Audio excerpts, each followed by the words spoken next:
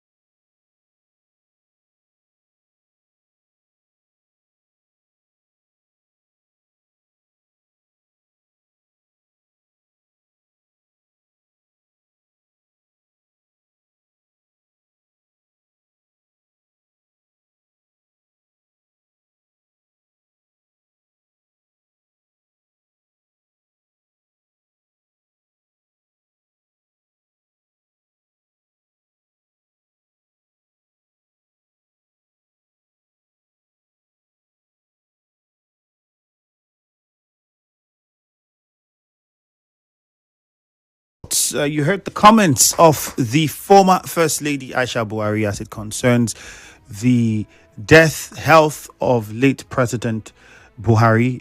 Some of these comments were made during the book launch, a book that was written in honor of the late president. And she said quite a few interesting things, and some of the questions that have followed. You've heard her. She said, following those comments, would you want to see an investigation? Should we be asking for a probe?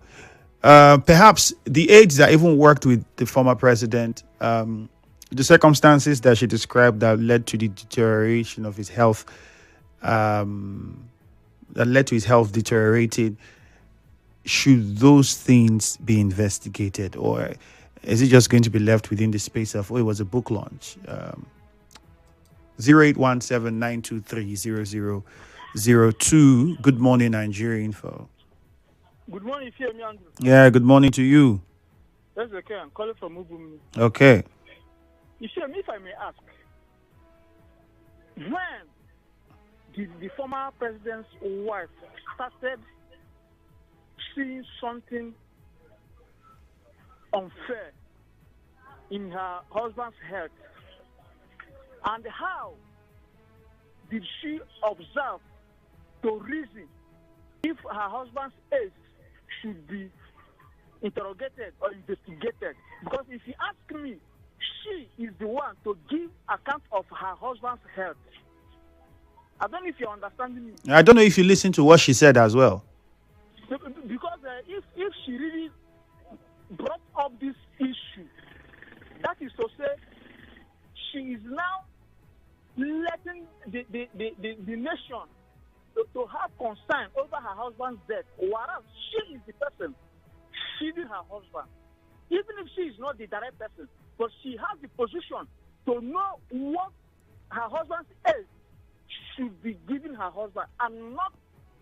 That's why I asked you the question. Are you sure you listened to her? Like, you listened to everything she said? Have you personally, not just what you read on headline or what somebody mentioned or parts of what you heard on the news, have you taken your time to go and get a detail of everything she said?